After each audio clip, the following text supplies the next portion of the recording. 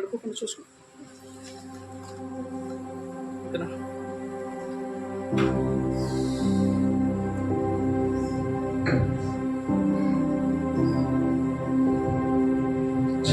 హల్లెలూయా.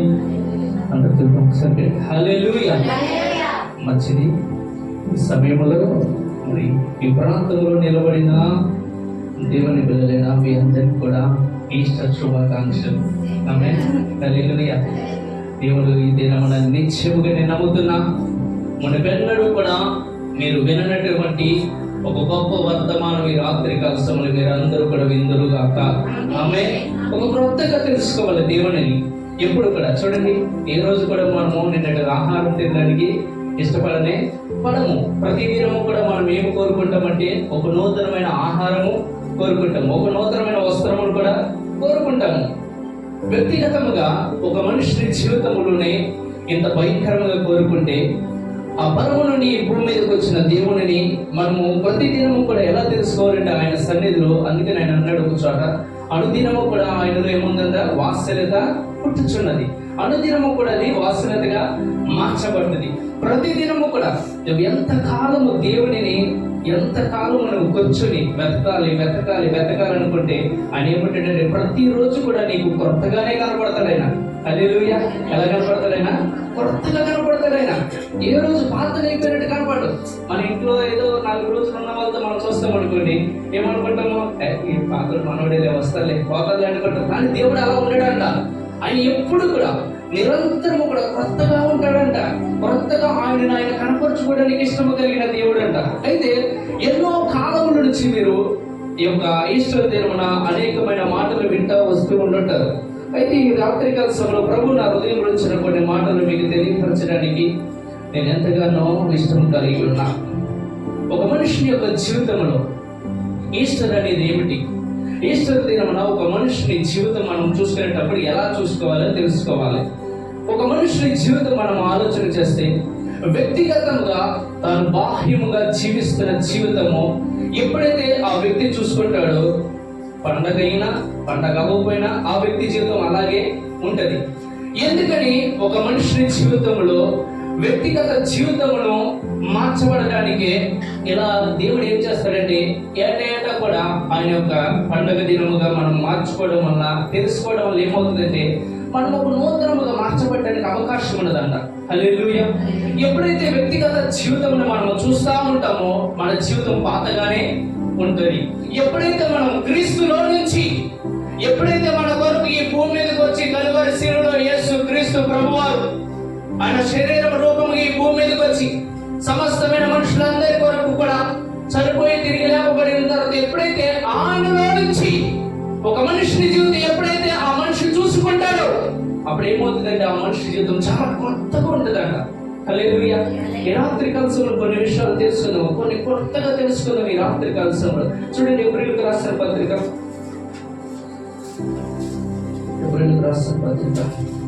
10వ అధ్యాయం.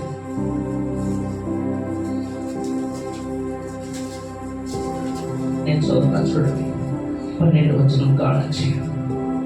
ఈయనైతే పాపముల నిమిత్తమై సదాకాలము నిలుచు ఒక బలిని అర్పించి అప్పటి నుండి తన శత్రువులు తన పాదములకు పాదపీఠముగా చేయబడి వరకు తండ్రి కుడిపార్శ్వమున కొంచెం ఆసీనుడై ఉన్నాడు. ఇంకొక వచ్చిన కూడా చూడండి, 17వ వచనం కూడా. ఇవన్నీ చేసిన తర్వాత ఏమంటాడు, వారి పాపములను వారి అక్రమములను ఇక్కడ ఎన్నడూ కూడా జ్ఞాపకము చేసుకున్నాడు. ఇది ఎప్పుడు జరిగింది?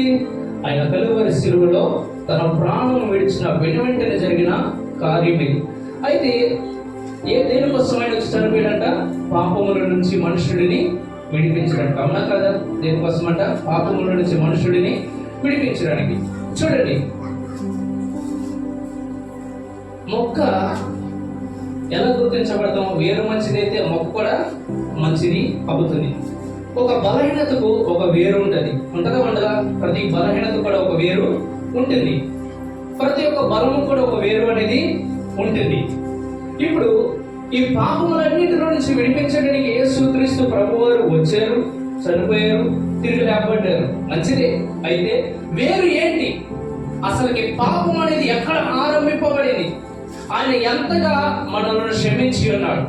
ఆయన క్షమించి ఏ వేరుని మరలా మనకి జతపరిచి వెళ్ళాడు అనేది తెలుసుకోవాలి మనం. ఎందుకంటే తెలుసుకోవాలి, మన జీవితంలో మనది కనుక పాత వేరులోనే ఉంటూ మన జీవితాన్ని చూసుకుంటే ఆ పాత వేరే మన జీవితంలో కొనసాగింపబడుతుంది. మనం ఎప్పుడైతే కొత్తగా జన్మించిన వాని యొక్క కొత్త వేరులోకి వస్తామో అప్పుడు ఈ జీవితం ఆరంభించబడుతుంది. హల్లెలూయా. ఇప్పుడు పాపము నుంచి మనల్ని విడిపించడానికి వచ్చాడు యేసయ్య. కలువరి శిలువలో అందరి కొరకు మరణించాడు, మరలా తిరిగి లేపబడి ఉన్నాడు. తిరిగి లేపబడినప్పుడు ఎలా లేపబడి ఉన్నాడు, దేనికోసం లేపబడి ఉన్నాడు అనేది కూడా చాలా జాగ్రత్తగా మనం తెలుసుకోవాలి. అసలు పాపం అనేది ఎక్కడ ఆరంభింపబడింది? ఏదేను వనములో. ఎక్కడ? ఏదేను వనములో. ఏం జరిగింది?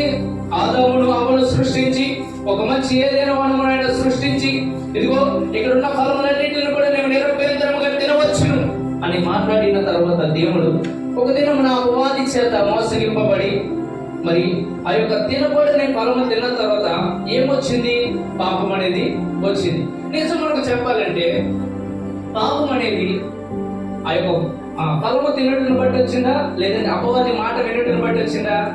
అపవాది యొక్క మాటను వినటం బట్టి పాపం అనేది వచ్చింది. సో దేవుని యొక్క రాజ్యము మన జీవితంలో ఎప్పుడు ఆరంభింపబడుతుంది నూతనము కంటే దేవుని మాటను ఎప్పుడైతే ఆయన మాట్లాడిన మాటను మనం ఎప్పుడైతే మన జీవితంలోనికి తీసుకుంటామో ఆ మాట దేవుని రాజ్యముగా మార్చబడి అది మన జీవితంలో ఒక నూతనముగా మార్చబడుతుంది. హల్లెలూయా, హల్లెలూయా. అయితే ఇక్కడ ఆదాము చేసిన అతిక్రమం బట్టి ఆదికాండము మొదలుకొని మలాకి గ్రంథం వరకు అనేక సంవత్సరంలోనే అనేక మంది వచ్చారు ఈ భూమి మీదకి. అనేకులు బ్రతికారు, అనేకులు చనిపోయారు, కానీ ఎవ్వరిలో జీవితంలో కూడా విడుదల అనేది లేదు. అయితే యేసుక్రీస్తు ప్రభు వారు వచ్చారు. ఏ సమయంలో వచ్చాడంట? రోమీయులకు రాసిన పత్రిక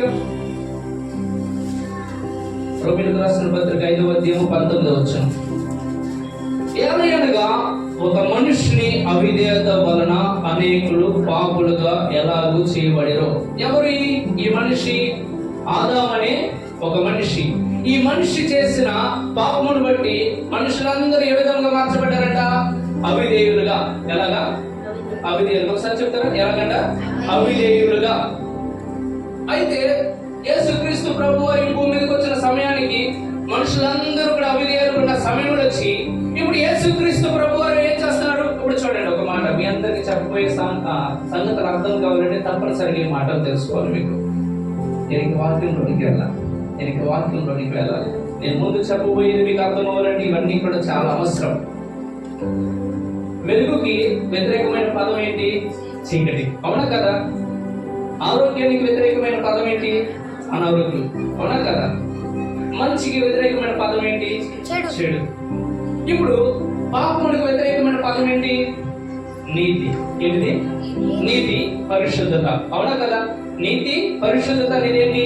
పాపమునకు వ్యతిరేకమైనది. అవునా కదా? అవునంటారా? కొంచెం మాట్లాడాలి. ఎప్పుడైతే మనుషుల యొక్క జీవితంలో అవిధేయత పాపం ఏర్పాటు చేస్తుందో ఆ సమయంలో వచ్చి ఈయన చేసేది ఏంటంటే చూడండి, ఇక్కడ రోమీయులకు రాసిన పత్రిక 5వ అధ్యాయం 19వ వచనం. అందరూ చాలా జాగ్రత్తగా వినండి. ఏలయనగా ఒక మనిషిని అవిధేయత వలన అనేకులు పాపులుగా ఎలాగూ చేయబడిరో అలాగే ఒకరి విధేయత వలన అనేకులు నీతిమంతులుగా. హల్లెలూయా. ఇక్కడ ఈ మాటను జీర్ణించుకోవడం అంటే చాలా కష్టం. ఏమిటి జీర్ణించుకోవడము? ఒక అవిధేయతను బట్టి మనుషులందరూ కూడా ఆదాము చేసిన అతిక్రమం బట్టి అందరూ ఏ విధంగా మార్చబడ్డారు? ఇప్పుడు అవిధేయులుగా మార్చబడ్డారు. ఈ అవిధేయత ఏ విధంగా మార్చబడింది? మనుషుల జీవితంలో పాపముగా మార్చబడింది. అవునా కదా? ఇప్పుడు యేసుక్రీస్తు ప్రభు వారు వచ్చారండి ఈ భూమి మీదకి. సర్వ శరీరులందరి కోసం తన ప్రాణం నర్పించడానికి వచ్చాడు. అవిధేయులైన వారందరినీ కూడా రక్షించడానికి వచ్చాడు.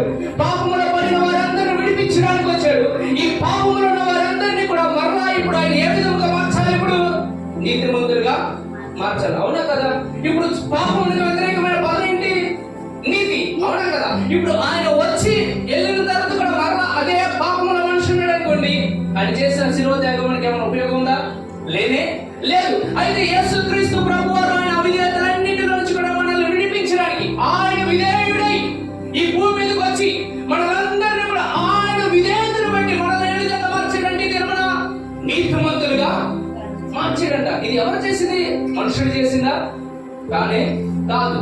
ఎందుకని ఒక మాట ఇందాక, వ్యక్తిగతమైన జీవితంలో నుంచి ఈస్టర్ పండుగ కనుక మీరు చూసుకోగలిగితే మీ జీవితం ఈ రోజు ఎలాగైతుందో, నిన్న ఎలాగైతుందో, రేపు కూడా అలాగే ఉంటది. ఈస్టర్ పండుగ జీవితం, ఈస్టర్ పండుగ అనేది ఎలాంటిదంటే, నిన్నటి జీవితం ఏదైతే నువ్వు జీవిస్తున్నావో ఈ దినం తెలుసుకునే వాక్యమే నీ జీవితాన్ని రేపటికి మారుస్తుంది. హల్లెలూయా. నిన్నటి విధముగా నీ జీవితము రేపటికి ఉండడానికి వెళ్ళలేదు. ఈస్టర్ అయిన తర్వాత, ఈస్టర్ ముందులో మన జీవితం ఏ విధంగా ఉందంటే అవిధేయతకరమైన జీవితం వలన, పాపమైన జీవితం వలన. కానీ యేసుక్రీస్తు ప్రభువారు వచ్చి ఆయన విధేయుడికి భూమి మీదకి వచ్చి సర్వమానవాళి వరకు పాపముగా మార్చబడి ఆయన మనందరి కోసం ఆయన రక్తం చిందించిన తర్వాత మనల్ని ఏ విధంగా మార్చినప్పుడు నీతిమంతునిగా మార్చాడండి. అదే మాట్లాడుతున్నాడు చూడండి, రోమిలకు రాసిన పత్రిక 4వ అధ్యాయం చూడండి. ఎందుకని లేపబడి ఉన్నాడు యేసుక్రీస్తు ప్రభువారు? ఆయన మన అపరాధముల నిమిత్తము అప్పగింపబడి మనము నీతిమంతులుగా తీర్చబడుటకే. హల్లెలూయా. ఇక్కడ చాలా జాగ్రత్తగా అర్థం చేసుకోవాలి. మనం వాక్యం చదువుకుంటే వెళ్ళిపోతే అర్థం కాదు, చాలా జాగ్రత్తగా అర్థం చేసుకోవాలి. మనం నీతిమంతులుగా మార్చబడుటకే ఆయన లేపబడి ఉన్నాడా? కాదు. అక్కడ ఏమని రాయబడింది? మన అపరాధముల చేత ఆయన అప్పగింపబడి మనము నీతిమంతులుగా తీర్చబడినట్లు. ఏ విధంగా? తీర్చబడినట్లు, మార్చబడినట్లు కాదు. మార్చబడడం అంటే ఏంటి? మన బ్రతుకులను మనము మార్చుకోవడం. కానీ ఆదాము చేసిన అతిక్రమమును బట్టి వచ్చిన పాపములన్నింటి నుంచి మనల్ని విడిపించి మనల్ని నీతిమంతులుగా మార్చబడినట్టు తెలుసా? ఇప్పుడు నీతిగా జీవించే సామర్థ్యం మనకు వచ్చింది. ఇప్పుడు హల్లెలూయా, హల్లెలూయా. ఇప్పుడు మనలోకి ఏమొచ్చిందంట? నీతిగా జీవించే సామర్థ్యం. ఒకసారి చెప్పండి, ఒకసారి ఏమొచ్చింది మన జీవితంలోకి? నీతిగా జీవించే సామర్థ్యము. నాకు చెప్పండి, ఏమొచ్చింది మన జీవితంలోకి? నీతిగా జీవించే సామర్థ్యం. ఇంతకు ముందు ఏముంది? పాపముగా జీవించే సామర్థ్యమే ఉంది. యేసుక్రీస్తు ప్రభువారు మన జీవితం కోసం వచ్చి కలువరి శిలువలో రక్తం కార్చక ముందర మన జీవితంలో మనకి నీతిగా జీవించే సామర్థ్యము లేదు. ఎందుకని? లైక్ మీ అందరికి అర్థమయ్యే రీతిలో తెలియపరుస్తా. ఇప్పుడు మన పేరేంటి? మన ఏరియా పేరేంటి? పెరిగీడు. ఏ ఊరు? పెరిగీడు. ఇప్పుడు ఈ పెరిగిన నేను కొత్తగా వచ్చి అయ్యా ఇది రాజమండ్రి పేరు పెడదాం అనుకుంటా అంటారు. మారిద్దా? మార్చబడిద్దా? మార్చబడదా? అవునా కదా? ఇది గవర్నమెంట్ మారుస్తే మరలా మార్చబడిద్దా? అవునా కదా? పెరిగీడు కాస్త మరలా జ్యోతినగరం అన్నా అంగీకరిస్తారు. అవునా కదా? సృష్టించిన సృష్టికర్త ఏదైనా మారుస్తేనే తప్ప పాపంలో పడిపోయిన వాడి జీవితంలోనికి నీతిగా జీవించే సామర్థ్యం లేనే లేదు. ఇప్పుడు పాపంలో పడిపోయిన ఆదాము చేసిన అతిక్రమం బట్టి మనుషుడు ఏముందంటే పాపంగా జీవించే సామర్థ్యం ఉంది. యేసుక్రీస్తు ప్రభువారు వచ్చి ఏం చేశారంటే ఆయన కలువరి శిలువలో మనందరి కోసం ప్రయోజనముగా మార్చబడినట్టు, ఆయన తీర్చబడినట్లు, అనగా మనం నీతిమంతులుగా తీర్చబడినట్లు ఈ దినమున లేపబడి ఉన్నాడు ఆయన. హల్లెలూయా. ఎందుకని? ఇప్పుడు ఏమొచ్చింది మనకి? సామర్థ్యం వచ్చింది. ఏ సామర్థ్యం వచ్చింది ఇప్పుడు మనకి? నీతిగా జీవించే సామర్థ్యం. హల్లెలూయా. ఇది మొదలుగా మన జీవితంలో ఏ విధంగా జీవించాలి? మనం నీతిగా ఖచ్చితంగా జీవించాలి. ఎందుకని జీవించాలి? మనకి సామర్థ్యము వచ్చి ఉన్నది. మనకి లేకపోతే మనము చేయలేము. మనకు వచ్చిన తర్వాత మనం ఖచ్చితంగా చేయాలి. అందుకనే ఒక్కొక్కసారి మనిషి యొక్క బలహీనత ఏ విధంగా మార్చబడింది తెలుసా? ప్రతి మాట అపవాది పట్టుకుంటది మనుషుని జీవితంలో. ఏదైనా దెబ్బ జరిగింది అనుకో, ఏదైనా యాక్సిడెంట్ కానీ ఏదైనా జరిగింది అనుకో, మనుషులు ఏమంటున్నాడు? ఇప్పుడు అయ్యో అన్నారు అంటలేదా? ఏమంటాడు మనుషులు? ఏమంటాడు? ఏదైనా చిన్న దెబ్బ తగిలినా, ఏదైనా గాయం జరిగినా, లేదంటే అనుకోకుండా ఏదైనా జరిగిందా, అయ్యో పాపం. లేదంటే ఏమంటాడు? ఏ పాపం చేసాడు వీడికి ఈ బాధ వచ్చిందంట. అవునా కదా? పాపం అనేది ఏ విధంగా ఏమైంది? మనుషుల యొక్క హృదయంలోనికి, ఆలోచనలోనికి వెళ్ళిపోయి అది మాటలతో మాట్లాడుతుంది. అది మాటలతో మాట్లాడుతుంది. ఏమైనా జరిగిందంటే అయ్యో పాపం, ఏదైనా జరిగింది, ఏం జరిగిందో, ఏ పాపం చేసాడు వీడు అంటారు. అవునా కదా? అయితే వీటన్నిటిని మార్చడానికే యేసుక్రీస్తు ప్రభువారు వచ్చాడు. హల్లెలూయా. ఈ మాటలు ఇప్పటికీ మనం మాట్లాడుతున్నాం, కానీ ఈ మాటలు మాట్లాడలే కాదు, ఆయన మన కోసం వచ్చింది. మనల్ని నీతిమంతులుగా తీర్చబడినట్లు ఆయన వచ్చి ఆయన లేపబడి ఉన్నాడు ఈ రాత్రి. హల్లెలూయా, హల్లెలూయా. సో ఇక్కడ నుంచి ఎవరికైనా అయ్యో నీతి అనాలి. ఏమన్నారు మనం? అంటే ఏంటి? ఇప్పటికి ఇది విధంగా జరగడానికి వీలు లేదు. ఎందుకని? నీతిమంతుడు భిక్షమెత్తుట ఎన్నడూ కూడా నేను చూడలేదు అంటాడు. నీతిమంతుడికి ఏ ఆపదయు సంభవిస్తుందా? నీతిమంతుడికి ఆపద సంభవిస్తుందా ఉందా? నీతిమంతుడికి ఒకవేళ ఆపద సంభవించినను దాని నుంచి తప్పించుకోవడానికి మార్గము ఉంది. అవునా కదా? నీతిమంతుడికి కలుగు ఆశీర్వాదములు అనేకములు. నీతిమంతుడి మీదకి జీవవృక్షము వచ్చును. అది నీతిమంతుడి యొక్క ఆశీర్వాదములను మనం అనుభవించాలంటే ఖచ్చితంగా ఈ రాత్రికాల సమయంలో మనం తెలుసుకోవాల్సింది ఏంటంటే, మనము అవిధేయతలో నుంచి విధేయతలోనికి వచ్చి ఉన్నాము. హల్లెలూయా. అంటే పాపముల నుంచి నీతిలోనికి వచ్చి ఉన్నాము. ఇది ఎవరిచ్చారు? మనం తెచ్చుకున్నది కాదు. యేసు క్రీస్తు ప్రభువారు చేసిన బలియాగమును బట్టి మన జీవితంలోనికి నీతి వచ్చి ఉన్నది. హల్లెలూయా. ఎంతమందికి అర్థమైందా? ఇప్పుడు మనము ఏదైనా దెబ్బ తగినప్పుడు ఏమన్నారు? మనం అయ్యో ఇది జరగకూడదు కదా అంటే ఏంటి అర్థం? అయ్యో ఇది జరగకూడదు కదా వీడికి. ఎందుకని? ఈస్టర్ పండుగ మనం జరుపుకుంటున్నాం. ఎందుకని? క్రీస్తు మన కోసం వచ్చి బలియాగముగా మార్చబడి దినమున లేపబడి ఉన్నాడు. హల్లెలూయా. నీ జీవితంలో నీవు దేనినైతే గమనించవో దానిని అనుభవించలేవు. నీవు దేనినైతే గ్రహించవో దానిలోనికి వెళ్ళలేవు. హల్లెలూయా. అంటే నువ్వేం గ్రహించాలి? దేవుడు ఏదైతే చేసి వెళ్ళాడో దానిని అంగీకరించాలి ముందుగా నీ జీవితంలో. ఏదైతే నీ వ్యక్తిగత జీవితంలో ఉన్నటువంటి జీవితంలో అనుభవిస్తాడో దానిని మరలా నూతనముగా మార్చుకోవాలని ఈ రాత్రి నువ్వు గ్రహించాలి, గమనించాలి. దేవుడు ఏమి చేసి వెళ్ళాడు. హల్లెలూయా. సో అవిధేయతలో నుంచి మనం దేవుడిని తీసుకొచ్చాడు. ఇప్పుడు ఈ రాత్రి దేవుడు విధేయతలోనికి నీతిలోనికి తీసుకొచ్చాడు. ఇంకొక అంశంలోనికి వెళ్దాం. ఇప్పుడు మనుషుని యొక్క దేహంలో ఏ మనిషిని కాదు, ప్రతి మనిషిని జీవితంలో ఏముందయ్యా అంటే ఏదో ఒక అనారోగ్యం ఉందయ్యా అంటున్నారు. అవునా కదా? ప్రతి మనిషి యొక్క దేహంలో ఏదో ఒక మూలన అనారోగ్యం అనేది ఉంటుంది.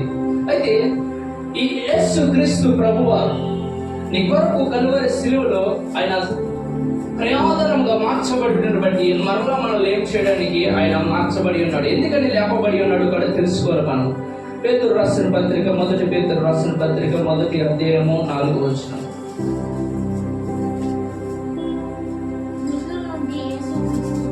మృతులలో నుండి యేసు క్రీస్తు ఇప్పుడు ఎక్కడి నుంచి లేకపోయాడు యేసయ్య. మనం ఈరోజు ఏం పండుగ చేసుకుంటున్నాం? ఈస్టర్ పండుగ చేసుకుంటాం. ఈస్టర్ పండుగ ఏంటి అర్థం? యేసు క్రీస్తు ప్రభు వారు మన కోసము తిరిగి లేపబడి ఉన్నారు.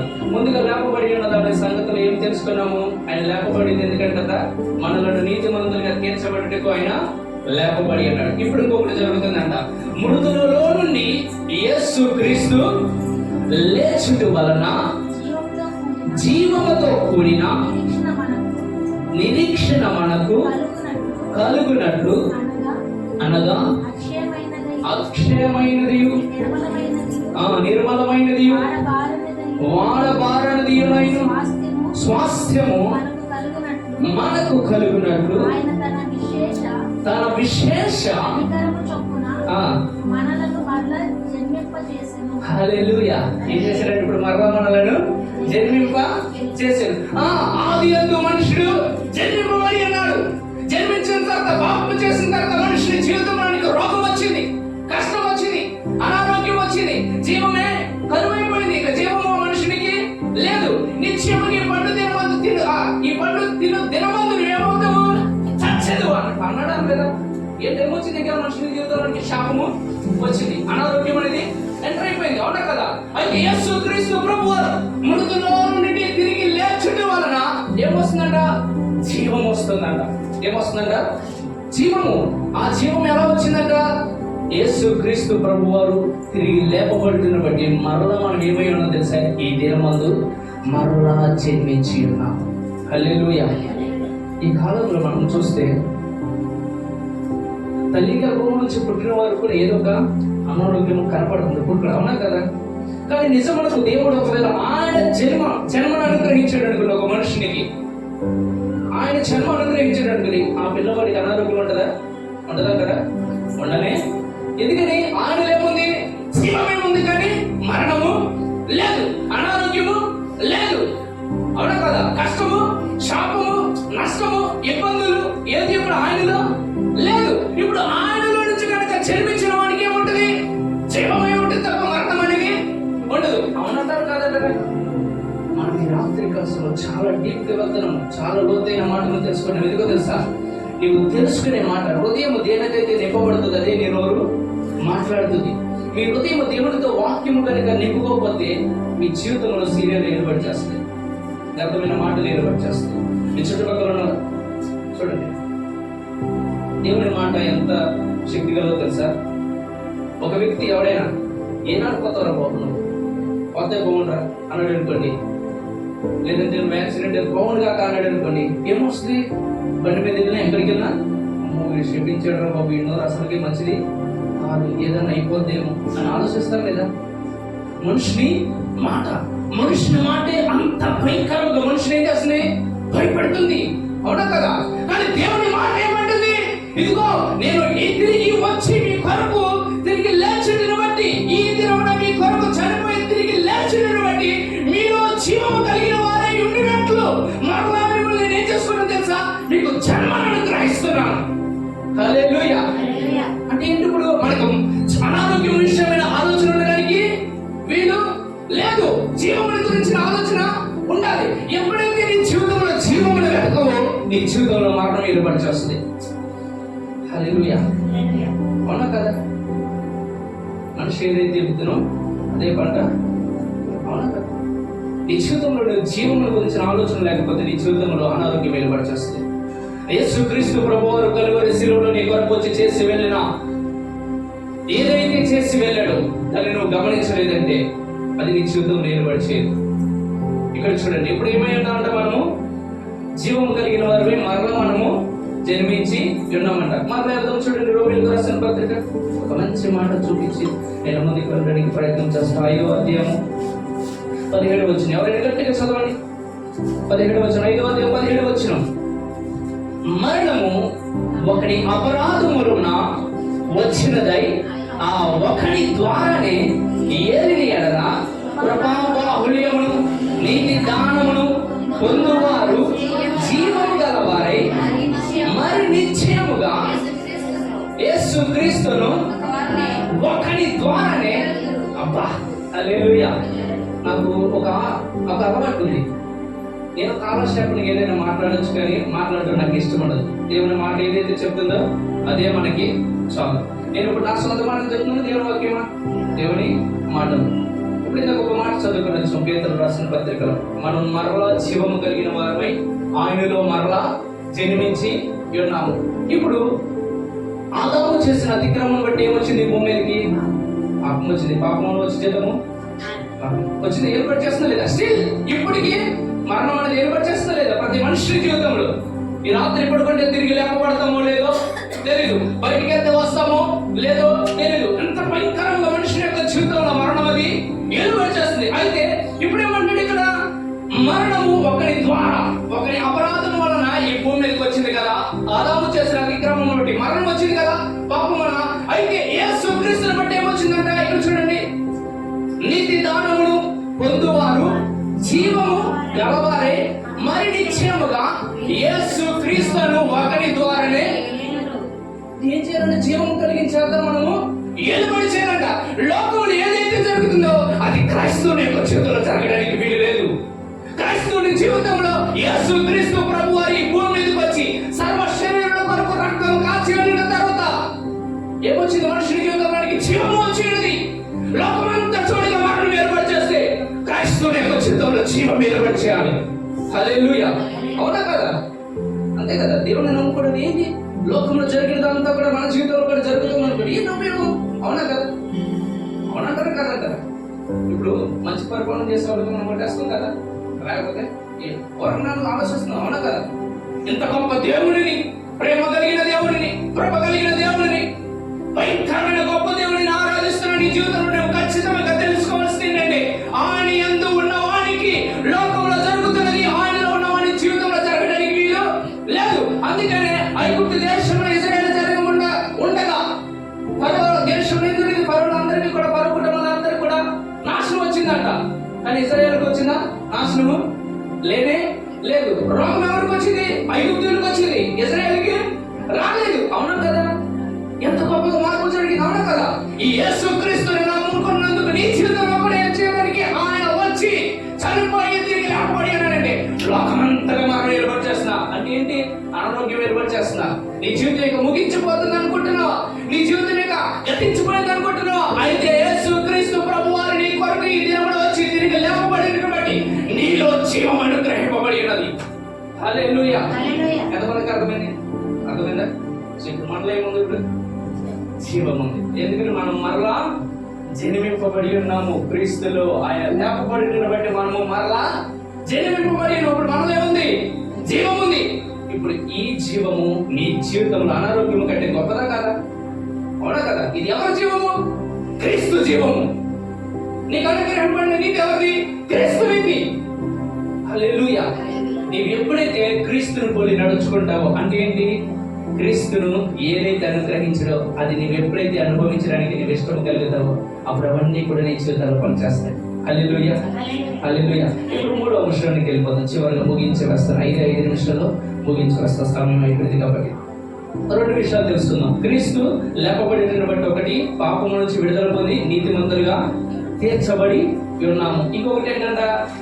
మరణ భయంకరమైన వేదన నుంచి జీవంలోనికి మనము వచ్చి ఉన్నాము. ఇంకొకటి విషయం తెలుసుకుందాం. మీ అందరూ కూడా ఈరోజు చాలా సార్లు వాక్యం విని ఉంటారు.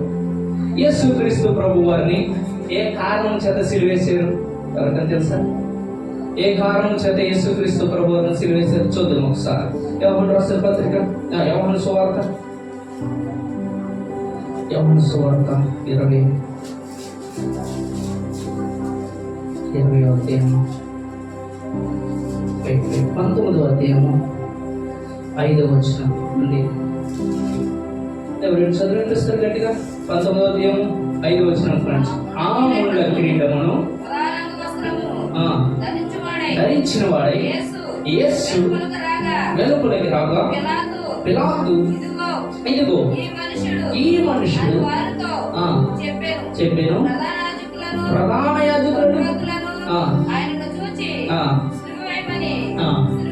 సిలువ వేయమని కేకలు వేయగా పిలాతు ఆయన నాకు కనబడలేదని మీరును వారితో చెప్పాను. అందుకు ఒక నియమము కలదు. తాను దేవుడి కుమారుడని చెప్పుకోవచ్చు. చాలా చూడండి. ఇప్పుడు యేసుక్రీస్తు ప్రభు వారిని ఎందుకోసం సిలువేశాడంట? దేవుని కుమారుడని చెప్పుకొచ్చున్నారని సిలువేశాడంట. అవునా కదా? అదేనా చెప్తుంది వాక్యము. ఏ కారణం చేత సిలువేశాడంట? పిలాతు కూడా ఏమన్నాడు? ఇతరులు ఏ మరణములకు సంబంధించిన ఏది కూడా లేదు. కానీ ఏమన్నా రీతులు, అయ్యో ఏది లేదనుకో, మాకు ఒక నియమం ఉంది. ఆ నియమం ఏంటో తెలుసా? ఏ మనుషుడు కూడా దేవుని కుమారుడిగా మాట్లాడుకోవడానికి అధికారము లేదు. ఈ కారణం బట్టి ఇతనికి సిలువై అన్నాడు. ఆ కారణం బట్టి సిలువేశారు. ఏ కారణం బట్టి? యేసుక్రీస్తు దేవుని కుమారుడు అని చెప్పుకున్నందుకు సిలువేశారు. ఇప్పుడు మనం ఏమంటున్నాం? మనం దేవుని కుమారుడు అంటున్నాం కదా. మనం ఎంతమంది సిలువేయాలి? అవునా కదా? ఏంటి సిలువలో జరిగిన మార్పు? మనం సిలువలో జరిగిన దాన్ని తెలుసుకోకపోతే ఆయన వచ్చి చేసిన దాన్ని కూడా మనం ఏమంటారు? ఆయన వచ్చేయ్యా ఈ రోజు పండగ క్రైస్తవులు అయిపోతాం. మనం ఏమైపోతాము? పండగ క్రైస్తవులు అయిపోతాం. ఆయన చేసిన దాన్ని ఎప్పుడైతే మనం తెలుసుకుంటామో అప్పుడే నిజమైన పండగ క్రైస్తవులు అవుతాం మనం. హల్లెలూయా. ఇప్పుడు ఆయన ఏమంటాడు? ఆయన వచ్చాడు సర్వజనుల కోసం రక్తం కాచిన తర్వాత ఇప్పుడు మనం ఏమంటాడు తెలుసా? యోహాను సువార్త 1వ అధ్యాయం 12వ వచనం. జన్మ తిరిగి పద్ధతి మనకి. హల్లెలూయా. చూడండి, యోహాను సువార్త 1వ అధ్యాయం 12వ వచనం. 12వ వచనం. తను ఎందరు అంగీకరించుదురో వారందరికీ విశ్వాసముంచు వారికి దేవుని పిల్లలకుటకు హల్లెలూయా. ఇప్పుడు ఏమన్నాడు?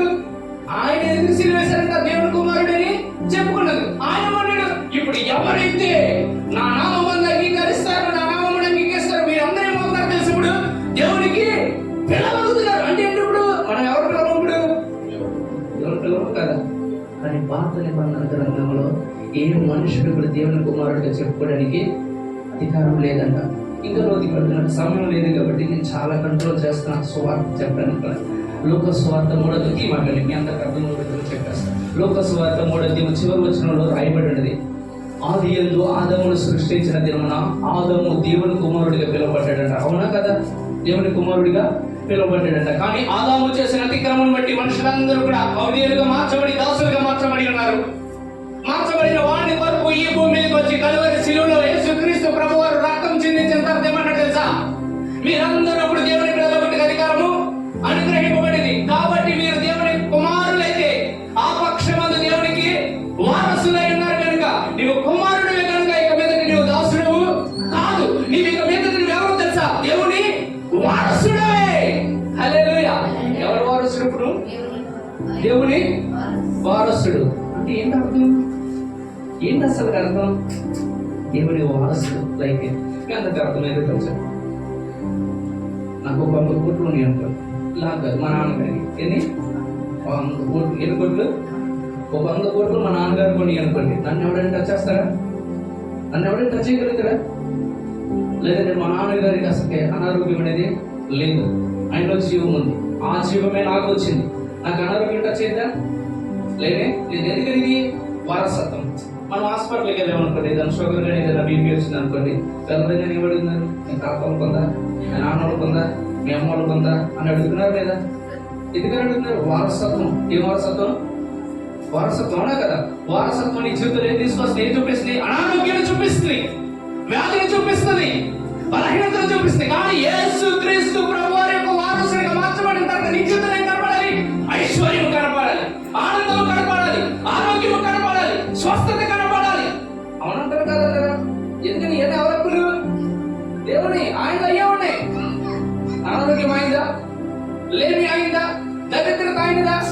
లేనే లేదు. అంటే ఈ రాత్రి కాలంలో మన జీవితంలో ఒక గొప్ప మార్పు జరపబడి ఉన్నది. హల్లెలూయా. ఆ మార్పు ఏంటో తెలుసా? నీవు పాపిగా ఈ భూమి మీద జీవించడానికి అధికారం లేదు, ఇక నీతిమంతుడిగా నేను జీవించాలి. ఆ మరణములకు సంబంధించిన అనారోగ్యంతో జీవించడానికి వెళ్ళలేదు, జీవము కలిగిన వాడిగా నేను జీవించాలి. ఇప్పుడు కుమారుడిగా, దరిద్రమైన కుమారుడిగా జీవించడానికి వెళ్ళలేదు, ఐశ్వర్యం కలిగిన కుమారుడిగా నేను జీవించాలి. హల్లెలూయా. ఇది ఎవరు చెప్తున్నారు? వాక్యం చెప్తున్నారు, నేను చెప్తున్నా? వాక్యం. వాక్యం ఏదైతే చెప్తుందో అదే నిజము. వాక్యం ఏదైతే చెప్తుందో అదే మన జీవితము. కనుక ఈ రాత్రి 2 విషయాలు తెలుసుకున్నాం మనము. 3 విషయాలు. ఒకటి, నీతిగా మార్చబడి ఉన్నాము. ఇంకోటి, జీవము కలిగిన వారుగా మార్చబడి ఉన్నాము. ఇంకొకటి, దేవుని కుమారులుగా మార్చబడి ఉన్నాము. ఇంకా చెప్పాలంటే చాలా సమయానికి తోటి ముందుకు చేస్తాం. హల్లెలూయా. హల్లెలూయా. ఎంతమందికి నచ్చింది వాక్యం? అర్థమైందా? ఎంతమందికి అర్థమైంది? దేవుడు మిమ్మల్ని బహుగా దీవించి ఆస్వాదించిన కాక ఆమేన్. ప్రార్థన చేసుకుందాం. Thank you Jesus. అందరూ కూడా కృతజ్ఞత స్తుతులు చెప్పండి ఒక్కసారి. ఈ 3 విషయముల నిమిత్తము దేవుడు మీ జీవితంలో ముగించిన ఈ దినమున గొప్ప కార్యములు చేస్తారు.